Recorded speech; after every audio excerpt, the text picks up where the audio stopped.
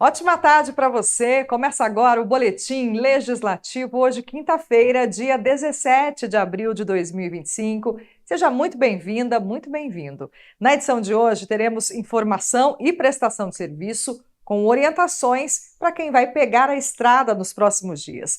Também tem a expectativa do comércio para o feriado prolongado, então fica com a gente.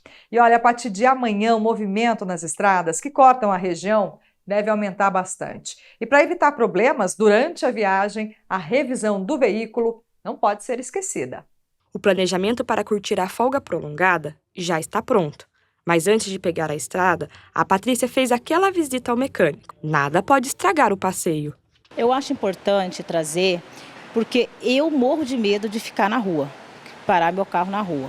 Então, sempre quando eu escuto um barulho estranho, que eu sei que eu vou viajar, eu sempre estou trazendo aqui na oficina. Nessa oficina de São José dos Campos, o movimento é intenso antes do feriado. As equipes trabalham dobrado para dar conta dos atendimentos. Os serviços preventivos são os mais procurados. As revisões mais comuns incluem a checagem do nível de óleo, pneus e itens de segurança como faróis e lanternas. Itens que devem ser checados com antecedência para não ter surpresa nas estradas. O Rafael tem bastante experiência e sabe o que costuma dar problema. Por isso, ele orienta a verificar tudo aquilo que pode comprometer a segurança. O estado dos pneus é muito importante, se eles não estão carecas. Calibragem dos pneus também é importante. Nível de óleo, água do radiador, fluido de freio, palhetas. Todos esses itens são itens básicos, porém são itens de segurança e importantes para o veículo. De um tempo para cá, as pessoas têm se conscientizando cada vez mais e fazendo revisões preventivas, né? Fazendo as revisões preventivas, evita de chegar ao ponto de fazer a previsão corretiva, que aí é onde o carro quebra na estrada, causa acidente e causa transtorno aí para a viagem do motorista. As falhas mecânicas estão entre as principais causas de acidentes.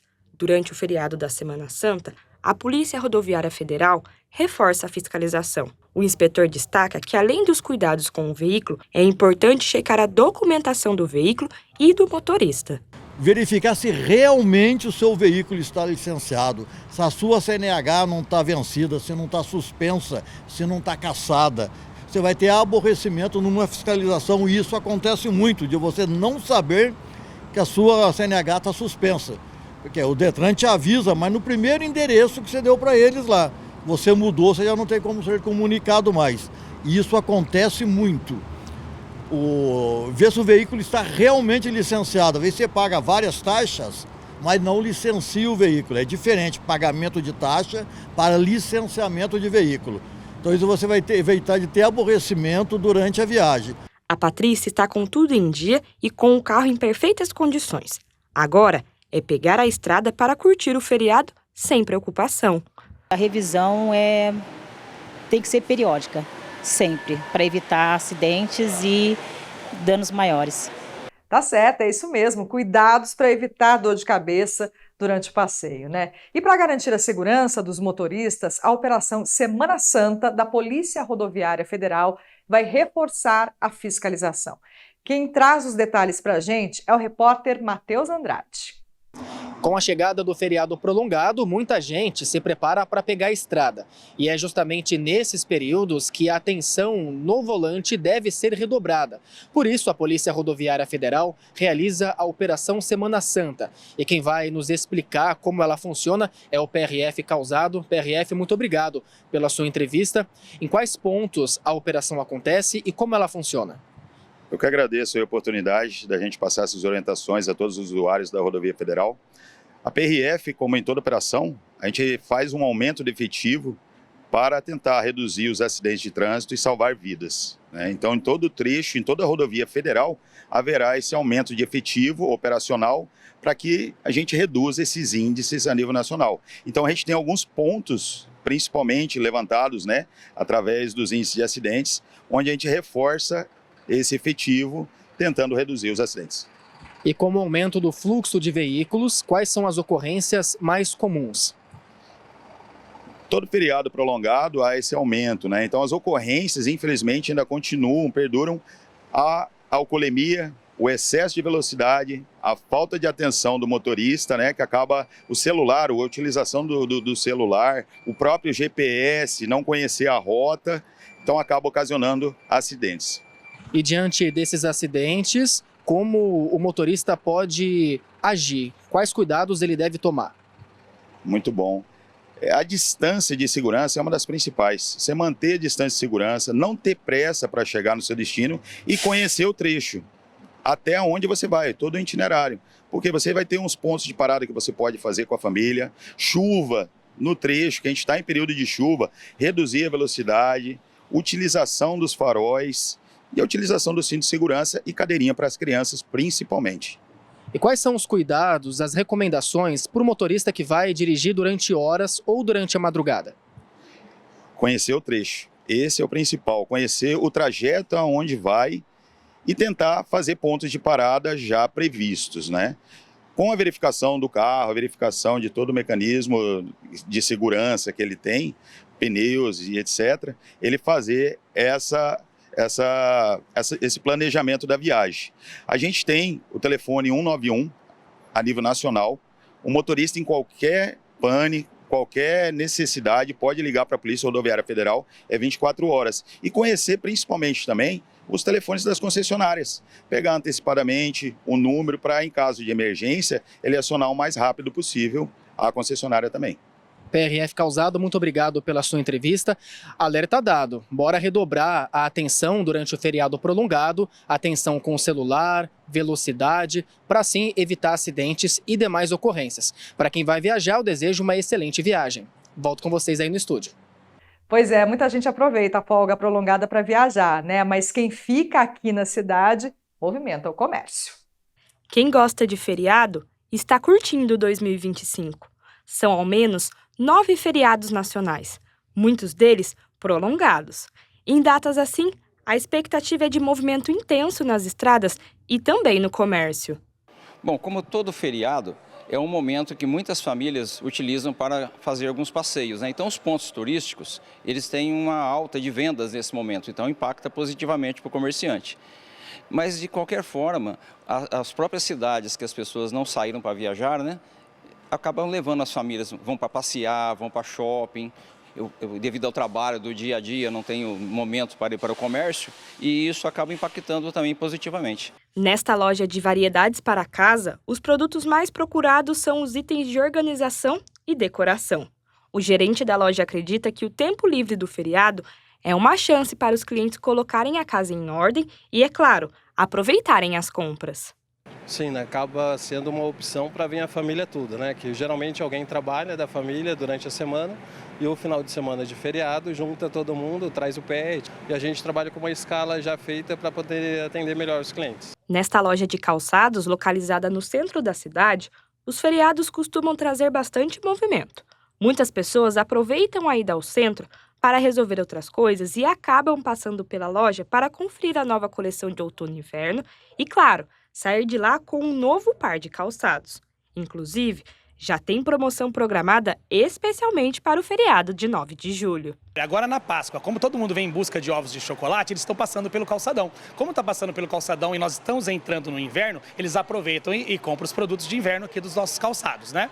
E agora, em julho, a gente tem a nossa liquidação, que é uma época sazonal, que a gente faz uma oferta. E o feriado de 9 de julho ele é bem providencial, porque além da gente abrir nesse feriado também as nossas lojas de rua, as pessoas aproveitam que os preços baixaram. Mas com tantas ofertas e vitrines atrativas, é preciso cuidado para não comprometer o orçamento. Este consultor financeiro orienta que o ideal é planejar as compras e evitar gastos por impulso. Se eu estava pensando em comprar alguma coisa, isso deveria ter se pensado mais atrás para ir planejando, guardando o dinheiro, investindo, para quando chega nessas oportunidades, a gente tenha o valor para ir lá e comprar e não ter que ficar arrumando dívidas momentâneas, né? Eu vou lá, adquiro algo para poder pagar parcelado. Era mais interessante eu ir guardando e investindo para poder comprar à vista. Feriado é tempo de descanso e, para o comércio, pode ser também tempo de lucro.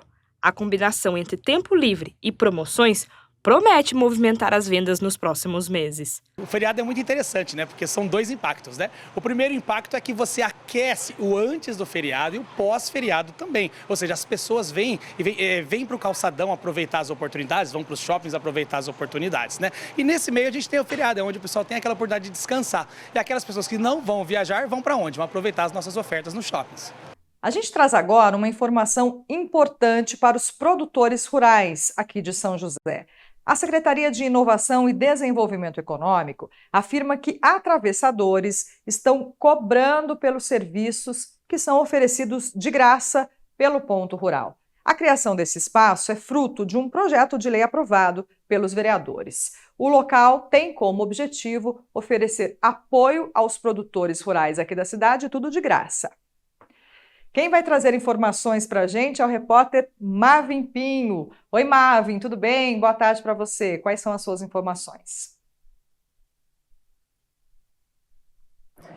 Francine, boa tarde para você. Boa tarde a todos que acompanham o Boletim Legislativo. Francine, diz uma coisa, você sabia que o Ponto Rural aqui de São José dos Campos é pioneiro nesse serviço, nessa relação entre o produtor rural e o poder público, essa prestação de serviço?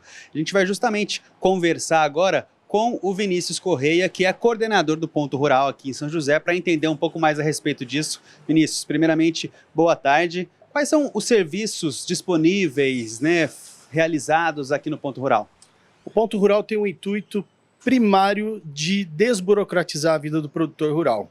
E existem vários documentos que o produtor rural é obrigado a efetuar o pagamento, a gerar as guias e a legalizar através das suas atividades.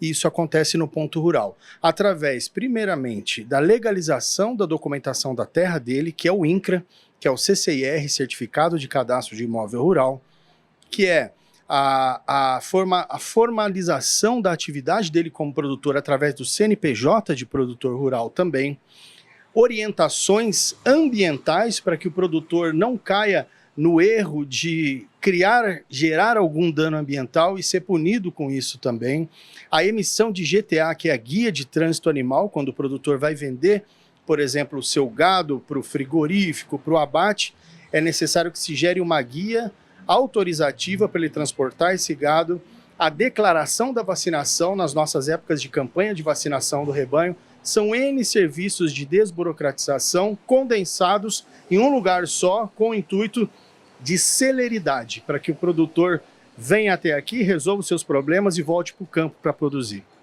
Agora, Vinícius, o próprio Ponto Rural informou recentemente, né, que recebeu denúncias em relação a possíveis intermediadores, supostos intermediadores do serviço com cobrança de taxa, né? Isso acontece? Como funciona? Todos os serviços do Ponto Rural são serviços gratuitos. É importante que isso fique muito claro para toda a população. Ocorre que alguns produtores que estão mais no ostracismo do seu dia a dia no campo não tem tempo, às vezes, para vir ao Ponto Rural ou não entende muito bem o que precisa para regularizar a sua documentação. Nesse meio tempo, entra os chamados intermediadores, mas que para mim são atravessadores, que cobram do produtor rural para trazer esses documentos aqui e nós solucionarmos o problema do produtor rural. Esse trabalho, que supostamente seria de despachante, é um trabalho muito simples que o próprio produtor rural pode fazer sem ter que desembolsar quantias muitas vezes onerosas para ele e para a família dele. Perfeito. Então, para a gente fechar, queria que você desse uma orientação para o produtor rural, que, como você disse, está ali preocupado com a produção dele, mas pode contar de alguma forma com o apoio do Ponto Rural. O que ele precisa fazer? Bom, lembrando que o Ponto Rural é uma política pública municipal criada pela Prefeitura de São José dos Campos e todos os serviços são gratuitos. O produtor rural que tiver alguma dúvida sobre a sua documentação, alguma dúvida sobre a sua produtividade, precisar de auxílio de trator na própria terra, dirija-se ao Ponto Rural, na rua Alziro Lebrão, número 240, no Alto da Ponte, ou ligue no 3911-6915 e nós vamos dar todo o direcionamento. O que a gente não puder orientar por telefone, a gente orienta e esclarece pessoalmente. O nosso objetivo resgatar a dignidade do produtor rural numa cidade que sempre foi voltada à tecnologia, e isso é bom, mas é importante que todos saibam que nós dependemos do pequeno produtor rural para que a comida chegue à nossa mesa. Perfeito. Vinícius, muito obrigado pelas suas informações, pela sua participação.